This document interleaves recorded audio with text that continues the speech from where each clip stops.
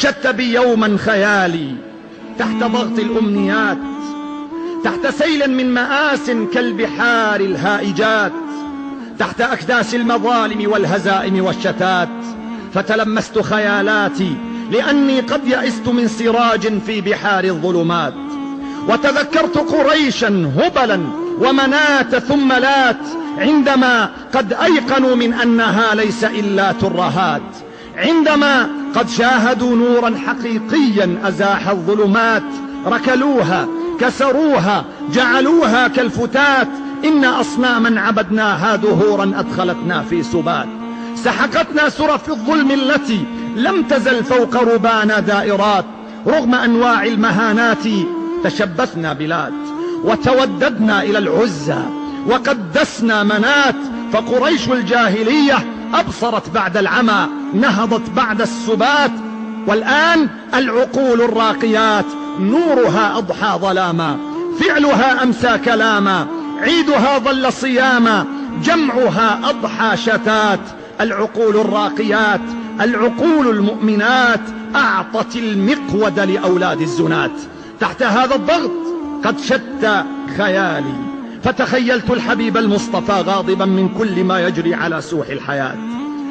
تحت هذا الضغط قد شت خيالي، فتخيلت الحبيب المصطفى غاضبا من كل ما يجري على سوح الحياة. ما تركنا أحدا يرضى بمنهاج الطغاة، ما تركنا مؤمنا يرضى من العيش الفتات. ألف سحق ألف سحق للذين استبدلوا منهاجنا بالسفسطات، ألف سحق ألف سحق للذين استبدلوا منهاجنا بالسفسطات.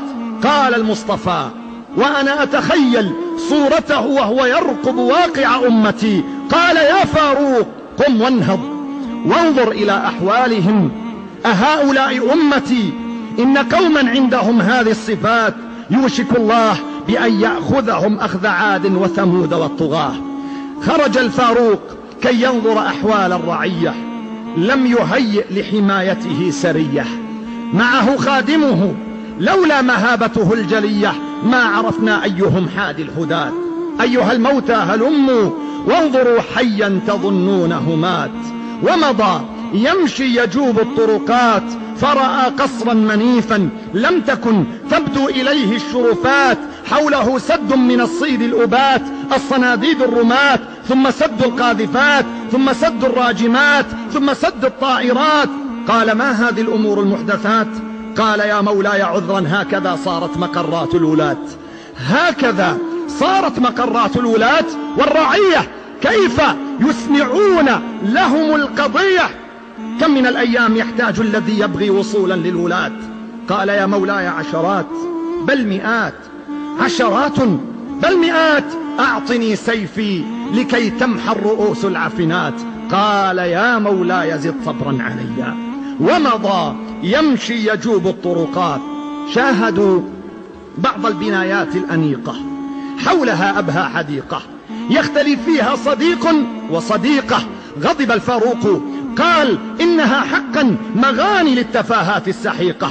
قال يا مولاي بل هذه فنادق أحدثوها ضد أخدود الخنادق، أحدثوها كي يصمون بها الآذان عن صوت البنادق. أعطني سيفي لكي تمحى ينابيع البوائق. قال يا مولاي زد صبرا علي. ومضى يمشي يجوب الطرقات، أنساء سافرات وشباب سائبون، فتيات سائبات، كاسيات عاريات مائلات مميلات، إن سيماهم غريبات علي. أعطني سيفي لكي تمحى رقاب الجاهلية. قال يا مولاي زد صبرا علي. ومضى يمشي يجوب الطرقات، فرأى طابور ناس بنظام وثبات. سأل الخادم ماذا يفعلون؟ علها أشياء أملتها تراتيب الحياة. قال يا مولاي هذه سينما. ما اسمها؟ أعدها علي.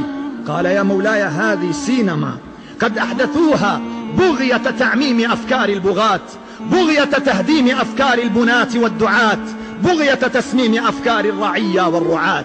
قال أعطني سيفي لكي تمحى الرؤوس العفنات. قال يا مولاي زد صبرا علي. ومضى يمشي يجوب الطرقات فرأى حانوت بيع. ما القضية؟ إنهم يزدحمون، هل يبيعون تمرا يثربيا؟ فأجاب بكلام نبرات الحزن في طياته جدا جلية. قال يا مولاي ذمي يبيع الخمر في تلك الربوع الأحمدية. في الربوع الأحمدية أعطني سيفي لكي أمحو رؤوس الجاهلية. قال يا مولاي زد صبرا علي. ومضى يمشي يجوب الطرقات. ما هناك؟ قال هذا مصرف يعطي قروضا ربوية. استحلوا الحرمات، استحلوا الموبقات، استحلوا المهلكات. وهناك قال وكر للزنات، وهناك قال ملهى للبغاة، وهناك قال تلك دار للقضاة، ومحام لدفاع ومحام لهجوم، وزوايا خافيات فيها تجبى الرشوات. وهناك قال هذه جامعات من بنين وبنات. وهناك قال خلق قد أضاعوا الصلوات وغدا يلقون غيا. قال أعطني سيفي لكي تمحى رؤوس الجاهلية. قال يا مولاي زد صبرا علي. ومضى يمشي يجوب الطرقات. ما الذي حل بهذه الثكنات؟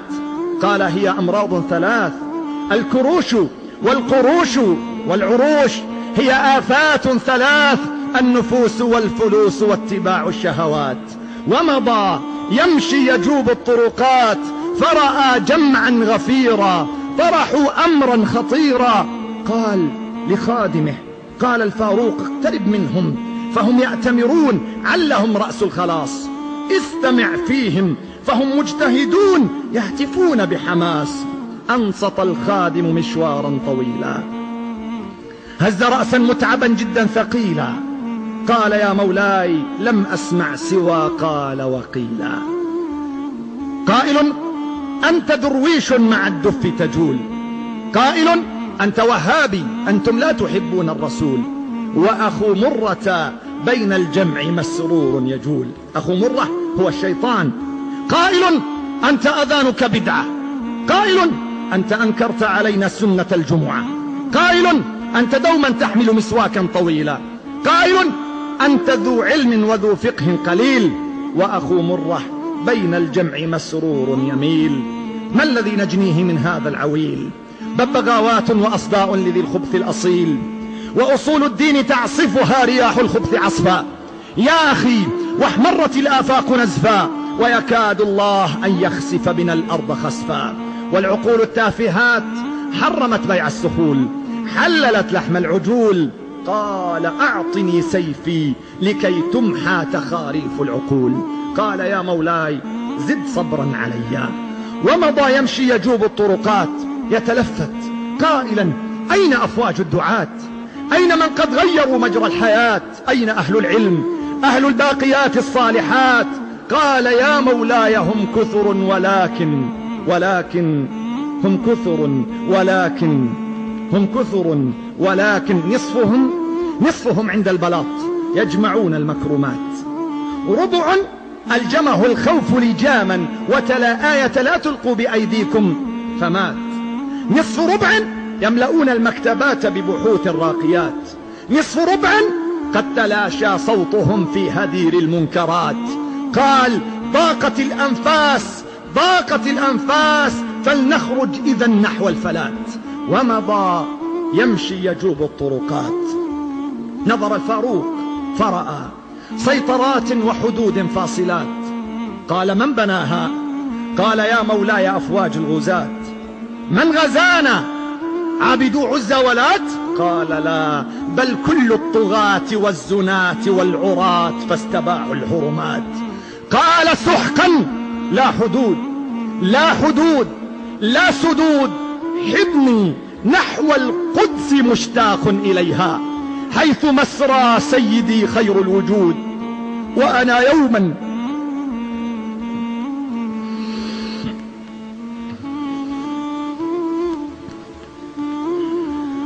حبني نحو القدس مشتاق إليها حيث مسرى سيدي خير الوجود. وأنا يوما تسلمت مفاتيح المدينة عندما كنا جنود، عندما كنا أسود، فأجاب بدموع همرت فوق الخدود، قال يا مولاي تحكمها اليهود.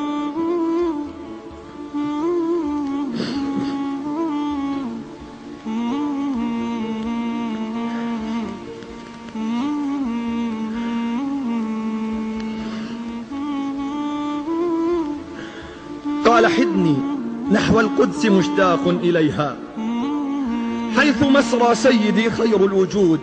وأنا يوما تسلمت مفاتيح المدينة عندما كنا جنود، عندما كنا أسود، فأجاب بدموع همرت فوق الخدود، قال يا مولاي تحكمها اليهود. اليهود اليهود الخنازير القرود. صرخ الفاروق أين عشاق الجهاد؟ أين أرتال الغزاة؟ أين من كانوا خفافا كلما سمعوا حيعلة طاروا إليها بثبات؟ كيف ناموا؟ كيف صلوا؟ كيف قاموا ويهود الغدر في المسرى أقاموا؟ قال يا مولاي قد أذعنا بيانا، شجبوا واستنكروا ثم أدانوا. صرخ الفاروق أهلك الله مدينا ومدانا. ثم ماذا؟ قال ثم فوضنا حنان لتعيد العتبات. حنان عشراوي. من حنان؟ قال هي امرأة قد سيدوها يوم أن غاب النحارير الكمات. صرخ الفاروق واها للرجال أتعيد المسجد الأقصى حنان؟ أتعيد المسجد الأقصى نساء؟ أي ذل وهوان قد علانا. ثم ماذا؟ قال ثم ألهتنا تصاريف الحياة، ثم نمنا بسبات واغتنمنا عالم الرؤيا، فحررنا جميع العتبات وكتمنا خبر التحرير سرا، حيث ممنوع علينا كل رؤيا تغضب أولاد الزنات. رجع الفاروق مهموما إلى خير البرية. يا رسول الله أدرك أمة قد تردت في ظلام الجاهلية.